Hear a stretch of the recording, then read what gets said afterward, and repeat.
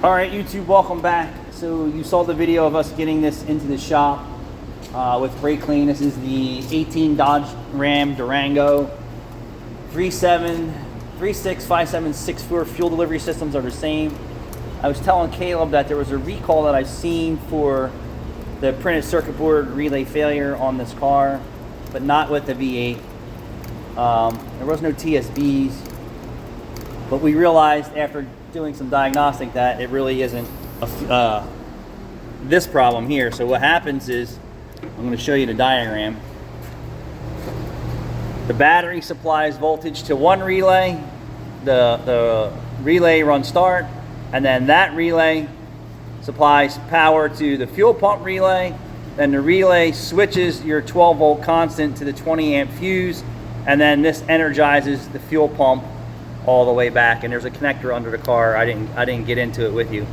So this 20 amp fuse isn't hot all the time. And what I was telling Caleb is, if you're trying to make a quick evaluation of is this still good, verify that the fuse here, all right, so to the right of the fuse box, standing under the hood, right, I'm standing this way, you'll see the 30 amp fuse, another 30 amp fuse, and that's position 70 is fuel pump motor. This is not energized with key on. In most cases, in some cars it is. It's hot all the time, and then the relay throws the voltage. This is using two relays basically to turn this position F70 on. So I was like, wow, this is crazy. I can't find voltage at the back of the car, but I didn't check the ground side. I only checked the hot side. And then we went through our test here, and then we cranked it, and we got voltage on both sides of this. I'm like, all right, so we have a problem either from this fuse point down to the wire or at the back of the car. So I was like, let me just put you up in the air, and I banged on the gas tank old school, and the car started right up. So we got a bad fuel pump. It's stupid how they just put cars together anymore. And I was like, man, do I need a new... It's all over engineering. Underhood fuse box, which he's probably going to need, right? Because this is a high failure rate. But today it's the fuel pump, and then tomorrow it could be this box, and that's just the way it's going to go. That's crazy. Only because they engineer crappy shit. All right, so let me show you this again so you have it for yourself. This is the wiring diagram.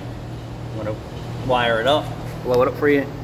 From battery to the relay that you can't service, it's printed on the circuit board. From another relay, it's all energized from the powertrain control module. It tells this to exercise these features from push start or key, click, click, click, click, click, right? Click, 3 relays. The relay from the PCM, the run start relay, and the fuel pump relay. That sends voltage over here to power fuse 70, 20 amp fuse, and then run voltage all the way through here, and then ground through the harness. And if you look underneath the car, you'll see a big weather pack connector under there with a bunch of wires.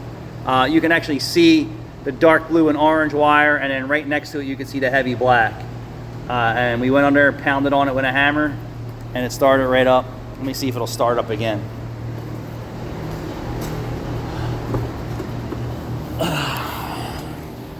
It'll be my luck it won't start. Nope. She started right up, baby. Thanks for watching.